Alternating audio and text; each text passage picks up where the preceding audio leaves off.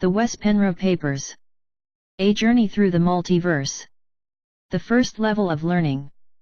http://wespenre.com. Metaphysics Section. Metaphysics Paper Number 2, The Flow of Energy in Daily Life. By Wes Penre, Friday, February 18, 2011. http://wespenre.com. 1. Karma and the Law of Attraction. Some may say karma and the law of attraction are the same thing, but there is a difference. Both laws are in effect and are natural to the multiverse. Karma is a highly accepted part of Eastern religion and philosophies, and has carried over as a concept to the Western world as well. Unfortunately, here in the Western Hemisphere we have misunderstood the concept and are separating between good and bad karma. There is no such separation. 1.1. Karma. Karma is a universal law and is in effect to enhance the growth of the spirit. We live in a free will universe where you are totally free to do and experience whatever you want, but what you do is coming back to you. This means that if you dedicate yourself to enhancing the spiritual growth of self and others, your karma will reflect that, and the universe pays you back in a currency that helps you grow. However, if you dedicate your life to theft, murder, lying, cheating, controlling others and whatnot, those kinds of energy are going to hit you back, and you will eventually, in the same lifetime, or in another, experience the other side of the coin, where someone steals from you, deceives you, and even kills you.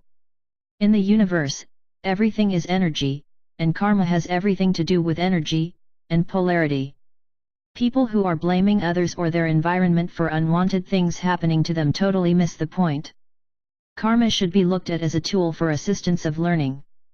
If bad things are happening to us, there is a lesson to learn. Those who are on a spiritual path and know how both karma and the law of attraction work, to evolve and develop from a situation is to evaluate it.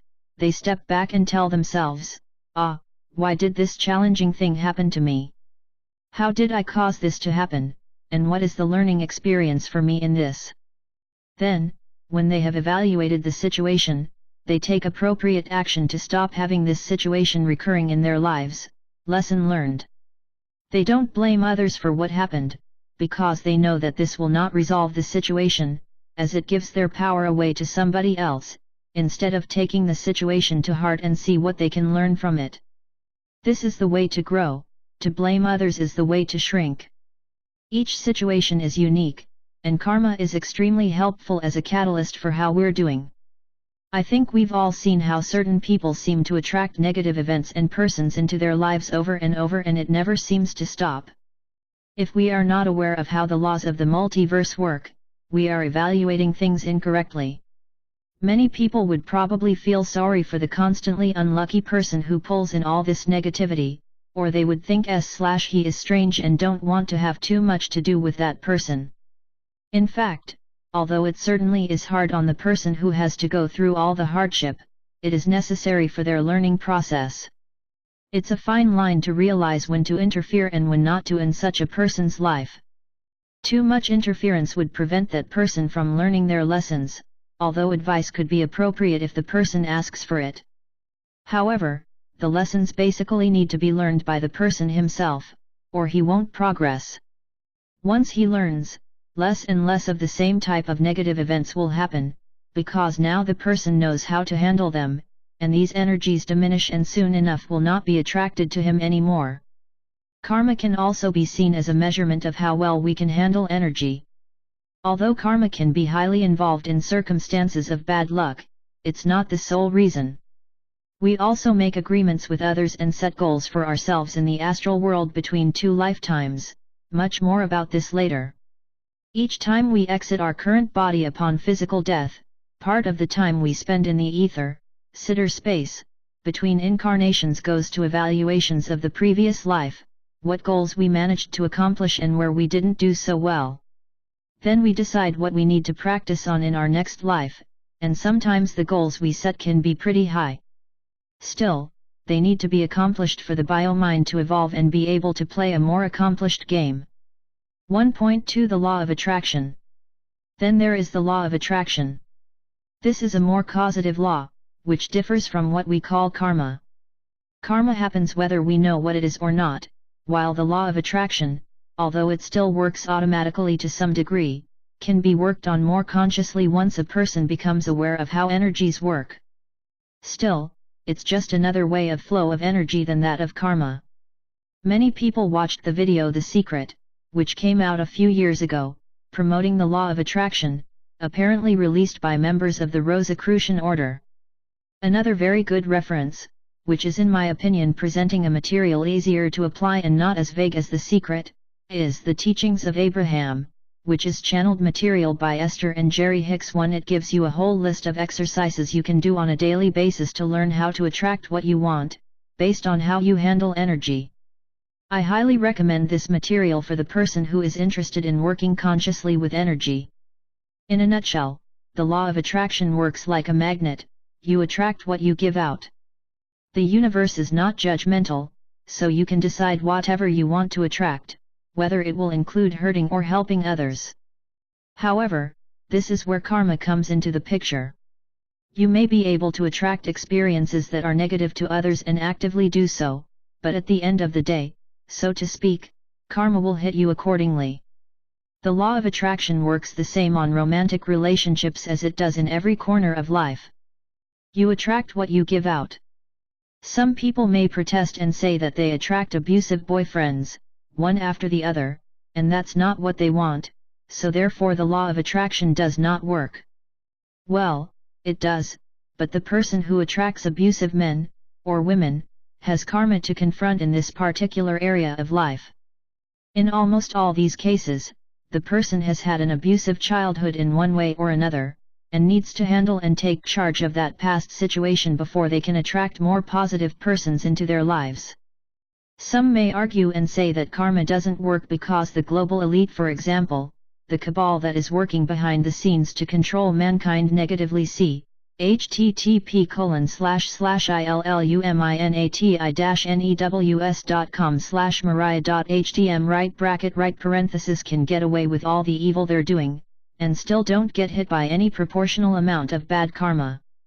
Others, who do good deeds and think good thoughts, don't seem to get back the good karma they deserve. Although this may seem to be a valid point, karma is not always instant. Energies are sometimes delayed and different karmic influences can be at work simultaneously on a person.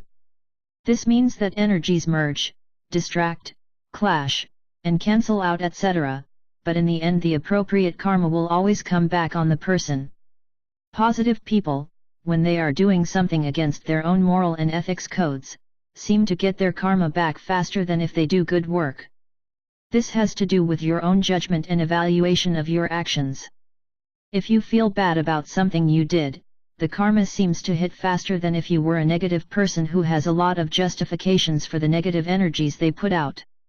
The way you control your own thoughts to some extent delays karma, but sooner or later, in the same lifetimes or in a future one, in terms of linear time, it will always come back. People who are extremely negative, who have some idea of how karma works, think they are mentally strong enough to keep bad karma away from them, and to some degree they seem to be successful, which further encourage them. However, when it hits back much harder than the energy they sent out. These people will, to their own dismay, find themselves on the other side of the coin and will now be the receiver of the same energies they put out. Good karma can be delayed sometimes as well, but just like bad karma, it can also be instant.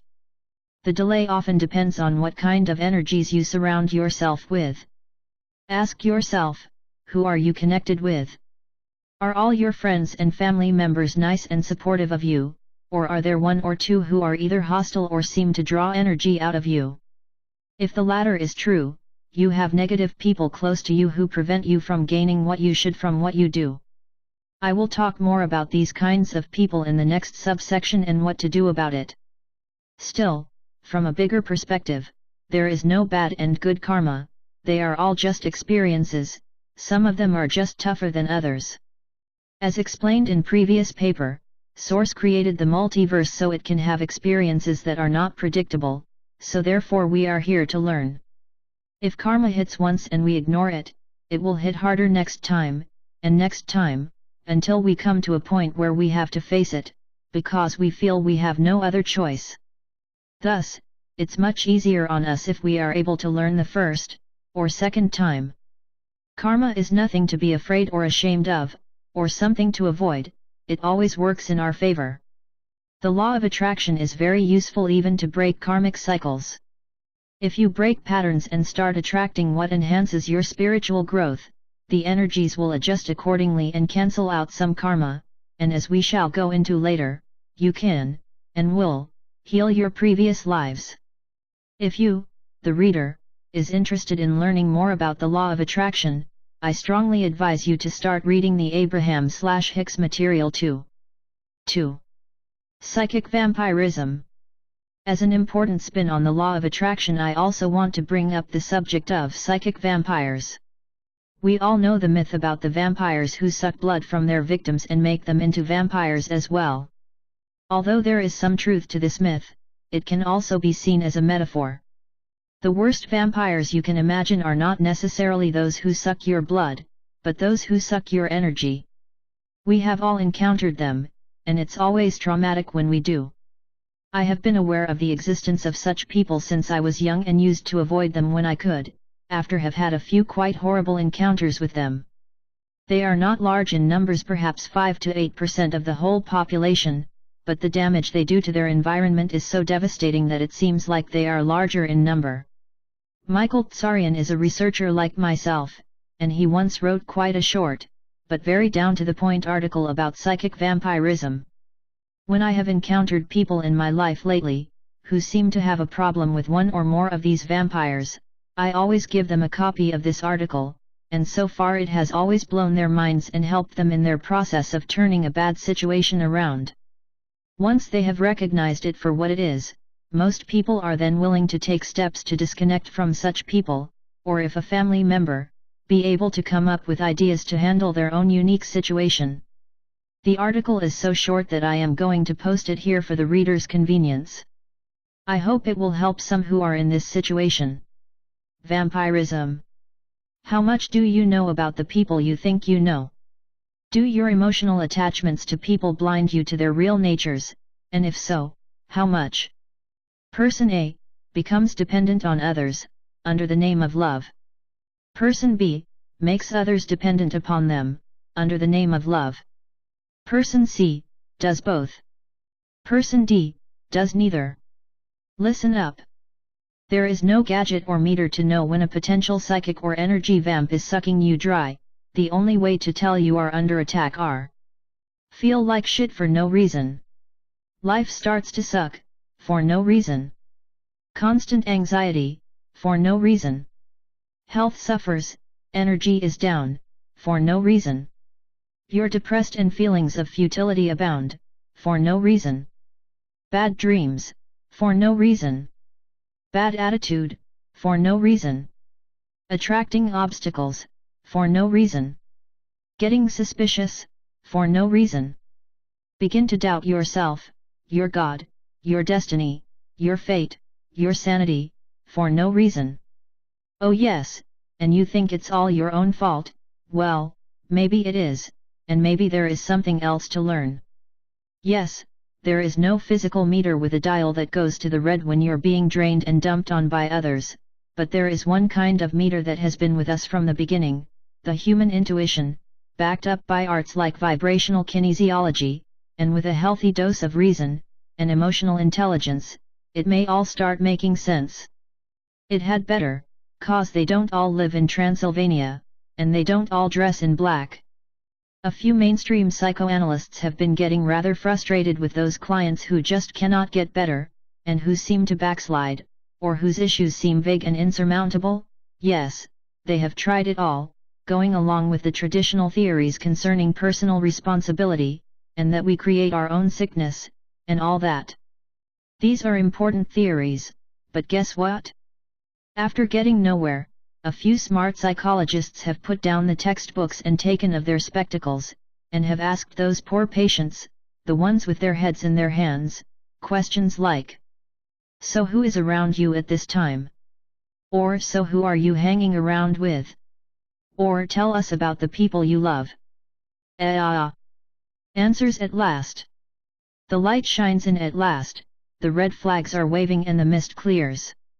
Don't believe me? Well, I did not invent it. Healing fails to occur because it is easier to harm another than heal oneself. Vernon Howard. Humanity must perforce prey on itself, like monsters from the deep. William Shakespeare. Now the betrayer had given them a sign, saying, "The one I shall kiss is the man, seize him." Matt 26:48.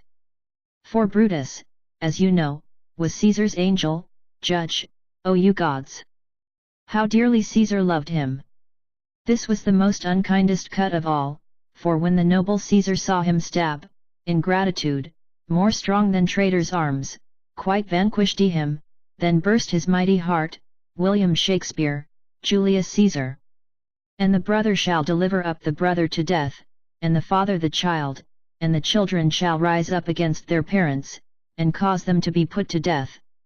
And ye shall be hated of all men for my name's sake, but he that endureth to the end shall be saved. Matt 10:21-22. And when his 12 disciples were called together, he gave to them power of unclean spirits, to cast them out of men, and to heal every languor, and sickness. Matt 10:1. They that are not as I am made themselves like me. They that are unworthy of me made me angry.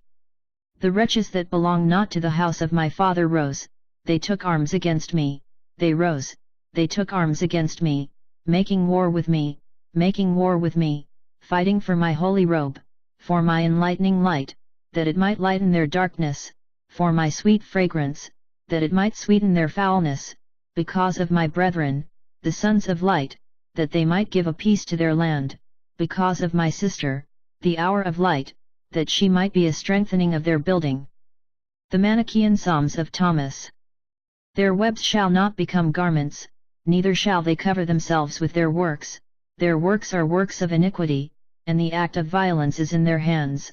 Isaiah 59:6. And the salvation, that's easy.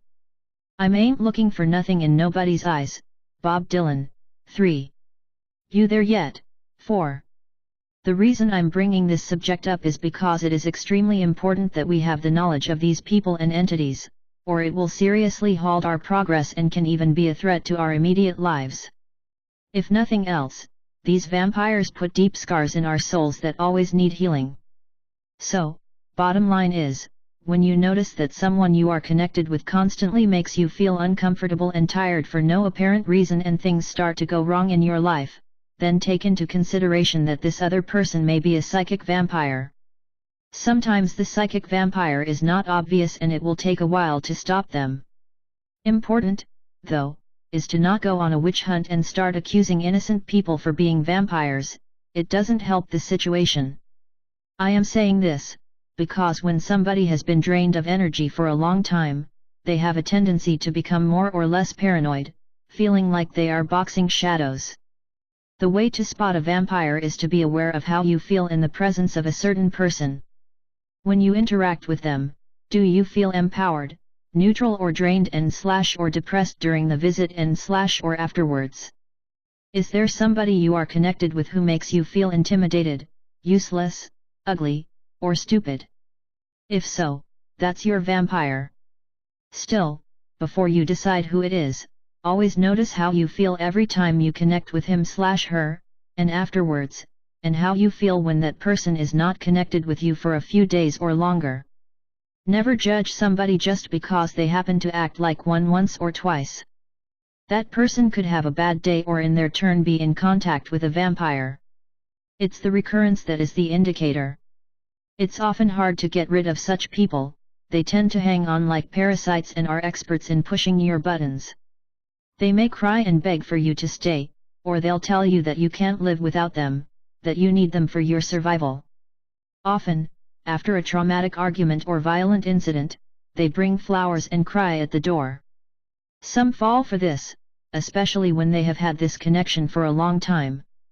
The positive person has been so dependent upon the dominant vampire that he thinks he can't live without him/her.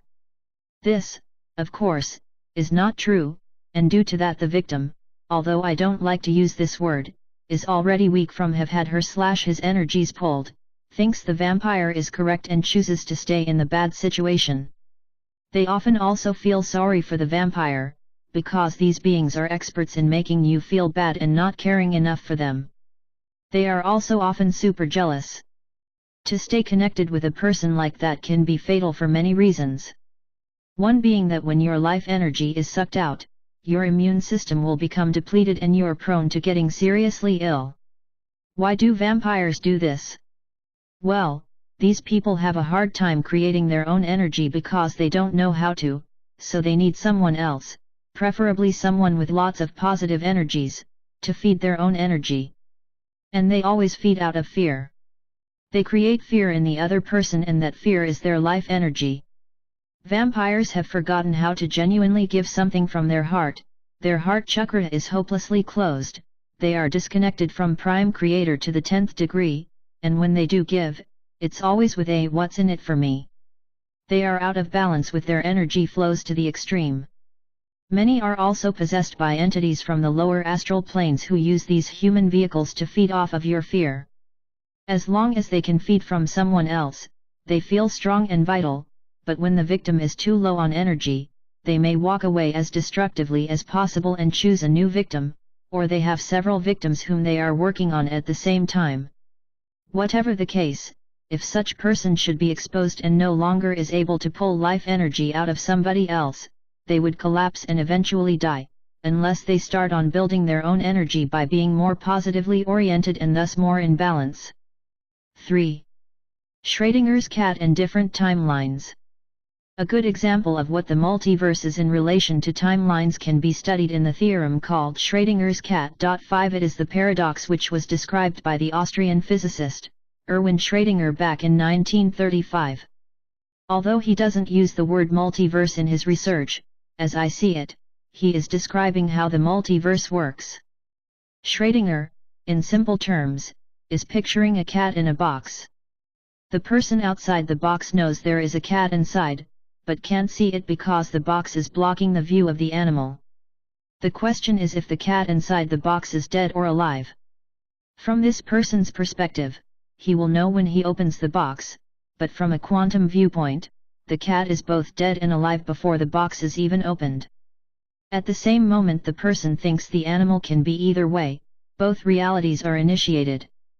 In that instant, at least two timelines are created simultaneously, one as real as the other. It's a big leap in consciousness to go from a belief system where we think there is only one universe to the concept of a multiverse and infinite potential, especially when we realize that we may exist in many of them at the same time, often unaware of our other selves. We are bound to the laws of time we to some degree have made up here, and are from this aspect dependent upon the cycles of the stars, planets, and galaxies. Who can imagine what would happen if all these potential realities would become known to us in an instant? The charge would be so great that we would probably literally explode. No one would be able to handle the complexity of that when brought up to a conscious level. Insanity is not even the word to start describing it. We may get a glimpse of this if we look at a schizophrenic person talking to herself. She has all these voices in her head, talking to her and with each other, simultaneously. But are the schizophrenics really just delusional? I would say, no. Whether it's from trauma or otherwise, these people have opened up themselves to the multiverse to an extent that they are totally overwhelmed. It's too much download and interconnection at once. In this sense, schizophrenic people are more multidimensional than the average person, but they have no idea what they are experiencing, and they got a big chunk of it at once, which overloads the system. Fortunately for the big majority, this is not how it's going to pan out. We are experiencing a gradual awakening, so we can handle the increase of information. That's the normal evolution of the bio-mind. Also, becoming multidimensional is a learning process, and there are tools we can use to accomplish the task quicker. How this works will be discussed later, in the solution papers.